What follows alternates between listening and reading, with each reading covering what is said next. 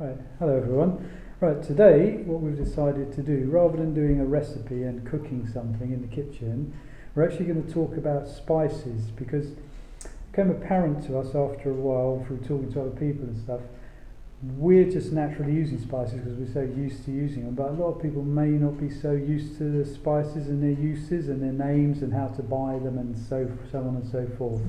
So we just thought we'd do a little quick video and introduce you to some of the common spices that you could stock your kitchen cupboards with, and then as you get more involved with it and more using them, you can buy some of the fancier ones and then get more involved in the use of spices and the blending of them all. Right, so to start with, first things first, when you go in a shop in the UK or even in India, wherever you happen to be, you'll find spices in packets. Like a lot of powders will come in packets or boxes like this, and it'll tell you quite clearly what they are. Sometimes it will only say the Indian name, sometimes it will say both. There's a lot of different brands. Everest is a big brand, and in my experience relatively good if you have to buy a ready-made garam masala or some sort of masala. They're relatively good. There's also other ones like Catch, and Suana probably knows a few others that I don't know the name of. Also, you can buy spices in packets. This is cinnamon. This is a whole spice. You buy it whole like that. So if you're not buying it ground up, this is a ground powder. You can buy it whole. You can also buy seeds, various kinds of seeds, and usually you can see the seed in the packet. So it's good to get used to recognising the individual seeds, so you know when you go in the shop what you're buying. Because a lot of them look quite similar. Like fennel looks relatively similar to cumin seeds, for example. So you need to sort of just get used to the subtleties of the colour and the shape and so forth. Okay, so what we'll do now, we'll show you this sort of selection of spices. This is the sort of 10 we decided would be more commonly used for most people when you're making a dal or a simple garam masala or just cooking a sort of basic Indian dish. It's a little bit difficult to explain in words what the tastes are like, because a lot of the tastes, if I describe them in words, they don't sound very appealing. Like, for example, asafoetida, it smells a bit like sulphur or eggs, but when you cook with it and when you mix it with other things, it becomes more subtle and it gives a nice flavour and a deepness to your dishes. So I'll try my best. What I've been finding out when I'm looking into this, we normally use 4 or 5 descriptions for tastes, our tongue receptors. We have like bitter, sour, sweet, savoury. Recent years we've been using another one which I believe is called umami, which is a sort of savoury. It's in between two of the other flavours and it adds a sort of fifth to it. But what I'm finding out is when describing spices, there's more like 15 different descriptions for them. So you'll get piney, you'll get fruity, you'll get woody, you'll get burnt, you'll get smoky, all of these flavours. Now, I'm not going to attempt that because it's just, you know, the sort of thing wine connoisseurs do, and I'm just not that deeply involved in it, but I'll try my best to sort of explain to you roughly what they taste like. So let's just get on. Suana's going to chip in as we go along. She knows a lot about this stuff, and a lot of it grows in the garden, and she's seen it growing, knows when to harvest stuff that I don't know so much. So anyway, let's get going. First things first, this is cinnamon. Well, it's not actually strictly cinnamon, there's 2 different things going on here. You find that cinnamon, true cinnamon or Ceylon cinnamon, which is this, and everything on this plate, and then you've got another thing called cassia, which is grown more in Indonesia and places like that, and that's what most people are getting when they think they're using cinnamon or buying cinnamon, and it's not quite as subtle. This is what I'd call true cinnamon. These are the leaves that come directly off the tree in the garden. This is when they're picked, they're relatively fresh and green, and this is them in the stages of drying out, and this is a dry one. Now you can add these to rice dishes and things, the actual leaves, or you can put them in a garam masala and grind them up as part of the powder of a garam masala. They're called in Indian, in Hindi it is called as Tej Patta. It's known as Indian bay leaves. So many people get mistaken with other bay leaves and all, but it is not that. It's just true Indian bay leaves. Okay, and these are the quills, called quills, and this is the inner bark of the tree. So it's not the outer bark, this is the protection of the tree, this is the inner bark of the tree. And from what I can gather, the finer the quill, the finer the spiral of the quill, the better quality of the cinnamon. I think it must come from further outside the tree, and as you get deeper in, the quills get thicker and more woody, and then not quite as subtle taste. When it's ground up, this is a ground one, which is made from the quills, and you would use that in your cooking, or if you're making a rice dish or a biryani, something like that, you may use the whole thing or the leaves. So any one of those can be used in your cooking. When you buy it, you're basically probably going to find that, or if you're lucky, you'll find some dried leaves in a packet that you can use as well. Okay, so moving on. Here we have a selection of chilies. Now, general rule of thumb, green ones are slightly hotter than red ones, because as they get red they produce more sugar and it counteracts the hotness. These are all very different chilies. These are a Kashmiri chili, which is more of a rich flavour than a hot flavour. You know, there's a richness to your dishes. These are hot little beasts, which finally become red, and they're still hot little beasts, but not quite as hot. This, which is just Suanna's just brought in from the garden, is called an upside down chili because it grows that way up on the plant, which is unusual for a chili. Normally they hang down like that. Bell peppers or capsicum are actually part of the same family, but they have an inhibitor built into them that stops the heat from building up in them, so you can eat them as a sort of salad vegetable.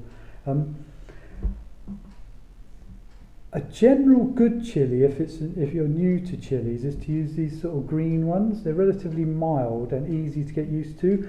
Like you'll soon learn how many you can cope with, 2 or 3 in a dal or something or whatever, until you get used to the chili heat. Now, if you want to lose some of the heat from a chili, a lot of people think you just remove the seeds. It's not actually strictly true. The heat comes from, if we could just zoom in on this, if you see the pithy part around the seeds, that's where all the heat is stored. So if you want to remove the heat from a chili, you have to remove the pith as well as the seeds, and then you get the chili taste without the heat burning your mouth. And they actually don't underestimate these chilies because they are the hottest ones. The smaller they are, the hottest ones. So the bigger the chilies are, the milder the taste it is.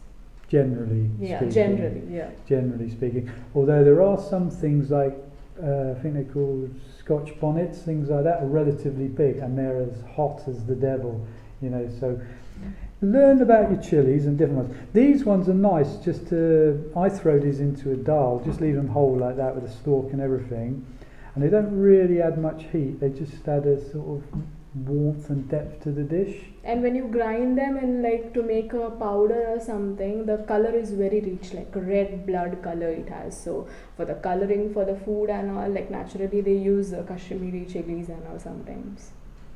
And chili powder is basically just dried, ground up chilies. So usually when you buy a box, it will say chili powder, it will say hot, medium, mild on the packet. So that's a bit of a warning as to what you're getting. You can still use the hot one, but just use a bit less if you've got hot rather than mild. Okay, so moving on swiftly. Suanna's going to tell you a little bit about these little beauties. Okay, so these are called nutmegs. This is the whole of it from we have picked up from the garden. We have a large tree in the garden, and usually what happens is that we have to pick this up and we have to keep it in the sun, and sometimes what happens, it breaks this part open, it opens automatically. It happens automatically on the plant itself, but sometimes if you have many on the tree and you have to like harvest them and all, then you have to keep it in the sun, and then after it is whole dried and all, that time you can remove that thing, and the seed is like this. It looks, the nutmeg looks like this when it is dried. And this is maize. Actually eventually it is like covered, this maize is covered on the nutmeg like this. It's like a covering on it. So usually that time the color of the maize is red. It like very nice it looks. Actually we don't have that thing right now because my mom, she removed everything and she broke everything because she wanted to dry them off. Yeah, so we'll move to turmeric. Turmeric is called as poor man's saffron because it gives a nice color to your dish and all. So it usually grows in the monsoon season, and at the time of August or like October and all, that time the harvesting is done of the turmeric. And the leaves are very good, and they are used to make sweet dishes and all, mostly in Goa and South India and all. And actually it looks like rhizome.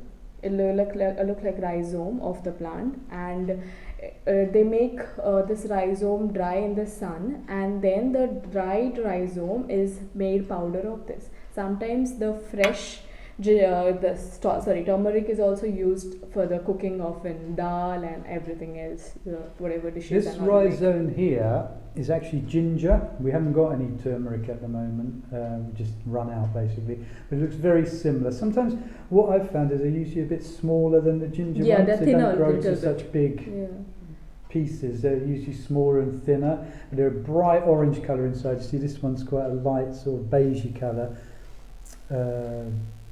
Turmeric tends to be bright orange or sometimes yellow, and you can cook with it fresh. It's lovely. It's a really interesting ingredient to your food. Not that many people in England use it fresh. I don't like it raw. You can use it raw, but I find it tastes a bit soapy. Anyway, that's turmeric for you. So now we'll move on to peppercorns. Peppercorns, these are plucked from our garden itself. So these are known as mustard spice because it can be stored for a longer time, and it's very good. Like if you put it in your soups and all other many dishes and all. So it's very good. Like what happens usually is a cycle of it's like it grows on a vine, and first initially it is green in color, dark green in color, and then eventually when the time comes to ripe, that time the color becomes red, little bit of orange and yellow kind of, and then they are plucked when they are ready, like red and all that time, and they are plucked and kept in warm water, and then they remove those from the warm water and dry them in the sun until they become black like this. These actually, Suana did just say, but he may have missed it. These grow like a vine on a tree. They hang down in strings down, I think. And these were the actual reason the British actually came to India in the first place, where they were not very welcome in the end. But peppercorns were really sought after. They were used as a currency in a lot of places because they were so valued. A lot of the value actually came through the amount of hands they had to pass through to get from the tree to the table. The middlemen would all add a bit on and blah blah blah. But you could actually buy a house if you had a bag of those. It was worth to gold. Yeah, it was sold as weight like gold was. If you actually think about it logically, what we have here, a couple of 100 years ago, we'd be very wealthy people. Like on your plate, when you're eating a biryani or a dal or something, a few hundred years ago, that would have been equivalent of hundreds of pounds worth of food you were eating. Only the very wealthy could eat it. Used to keep it under lock and key. Some people, in fact, used to have things like this, like these nutmegs, sewn into their clothing and things, because they were so valuable, and you were thought of as a very wealthy person if you had them. Anyway, moving on after that little interesting interlude. Cloves. You can use these as a whole spice. They're the immature bud of a tree. The French word for them was Clove, that is known like similar. It was actually nails. The nails, and then they were like green in color. So they named them. They look almost like nails and all. So they named it like cloves to it. Interesting fact number 7. Right, now we move on. Here, in this bowl, if you zoom in, these are mustard seeds, and these are very common in Indian cooking. There's many different kinds of mustard seeds, but they basically fall into 3 different groups. There's black mustard seeds, brown mustard seeds, and then sort of yellowy white coloured mustard seeds. And loosely speaking, these would be used for cooking. They have the strongest flavour, and you'll infuse the oil with the taste of the mustard seeds. The brown ones, or ready brown ones, will be used to make mustard oil with, which is also used for cooking. And then you've got the white ones, which are used for pickling and stuff like that. Now I found out today, which I found interesting, mustard oil is banned in America. The import of mustard oil is banned in America because it contains a specific ingredient that they feel could be toxic. But when you look at a lot of the stuff that the Americans eat and what's in their diet, I think that's kind of quite strange. I mean, I eat mustard oil all the time, and I've never found anything particularly problematic with it. Anyway, just thought I'd slip that in. These contain a lot of nutritional goodness, vitamins, phosphorus, calcium, things like that. Another thing you would add to a garam masala. So you might add those, roast them all slightly, grind them up, and end up with a garam masala that you then add to your cooking at the end to freshen it up, or at the beginning to add different spicy flavours into it. Next on our list is coriander seed. These, I don't know many interesting facts about these, except one that I remember. They're named from the Greek word choris, which means stink bug, which has always stuck in my head for some reason. And I think it's because of the strong smell from the plant. It's the coriander plant. The green plant it's like a herb. And it looks a little bit like parsley, but not exactly the same. And it's used a lot in Indian food, Mediterranean food. This is the seed from it, and you'll also use this in a garam masala, or you'll put the whole crushed seeds into your cooking to add an extra little depth to it. Even you get a powder of coriander seeds and sometimes. So next is cumin seeds, which is like mostly like you have in Indian dishes, you have to be like this should be put in the dishes and all commonly. These and mustard seeds are commonly used together. They are used actually, and there's actually cumin seeds. They look alike like fennel seeds, but the taste is sweet of the fennel seeds, but this has like little pungent and little stronger taste than fennel seeds, and it comes from parsley family itself. So it's like India has the production and all, and manufacturing and all of it. One little fact I know about this, little factoid, is in the Middle Ages, people used to think that this would stop your chickens or your lovers from wandering off. But they also believed that if you kept it on you the whole time you were courting, you would have a happy marriage and a happy life. So, there you go. Finally, oh no, actually it's not finally, it's the penultimate, I believe the word is, ginger. We've already shown you the turmeric and actually used the ginger to illustrate the point because we didn't have any turmeric. Now, this is another rhizome, it grows under the ground. Couple of things that are worth noting about it. You don't want to let it get too old, because what happens is you start to get a bit strandy and woody. and it's not very nice to eat. If it gets like that, you can dry it and turn it into a powder and still use it. The other thing is, which a lot of people do, which is a real mistake, is they peel the ginger before they use it. Now you don't want to peel it because most of the flavour is in the layer just below the surface. So the best thing to do is just flick off any soil or dirt that's on it, and if you're really sort of worried about some part of it, use the back of a knife or the back of a spoon, or the edge of a spoon, and just scrape it slightly to get, like, see that part there, you might want to get rid of that, just scrape it off with a spoon, but don't peel it really. I think that's a mistake. You're losing a lot of the flavour and the goodness out of it. You got anything else to say about ginger? No. Well, it can be used in sweet and savoury dishes. You might even find it in cakes, ice cream, things like that. And when you roast the vegetables too, you can just add them in your baking tray, and it will really taste good when it becomes crispy inside the oven. A few little matchsticks sized pieces of ginger thrown in with your roasted vegetables, you're on a winner. Right, the last one we're going to do today is cardamom.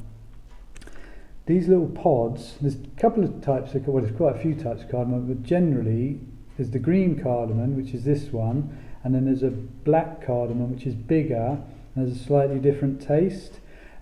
These ones, you can use the pod and the seed as a flavouring in your dish, and you can use it whole, put the whole seed in, just slightly crush it. You want to break open the pod really, slightly crush it with a rolling pin or something before you put it in, to a pilau, biryani, something like that. Or you can remove the seeds, which are, you'll have it see here. These are the seeds. Look a little bit like rabbit droppings, not rabbit, mouse droppings to me, but they've got a very nice taste, very strong taste, so you don't want to use too much.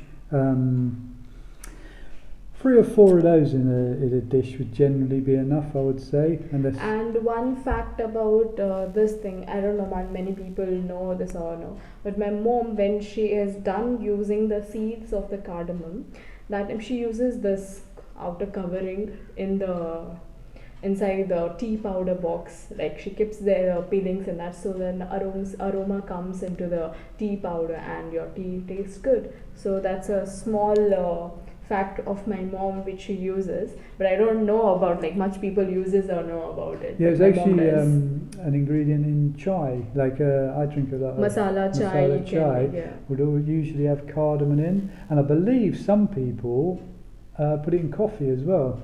I've never done that, but I believe you can do that. So yes, I suppose that's a brief introduction to some of the spices.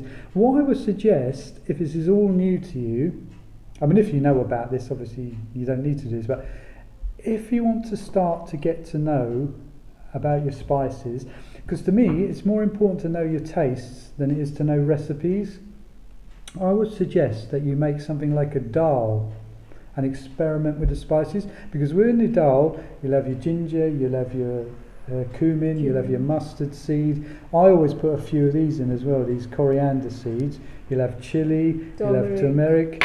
And as you make a dal, you tend to layer the spices, so your seeds will go in first. Then they pop up. And then they'll pop and they'll add flavour into it. And you'll learn about layering the flavours. So when you're making a proper, what we call curry, which is a bit of a wrong name, but anyway, it's got layer of flavours. So when, like, to me, when I walk in a curry house, which we call a curry house, it's just called a restaurant over here, the curry I want to eat is the smell of the curry house as I walk in.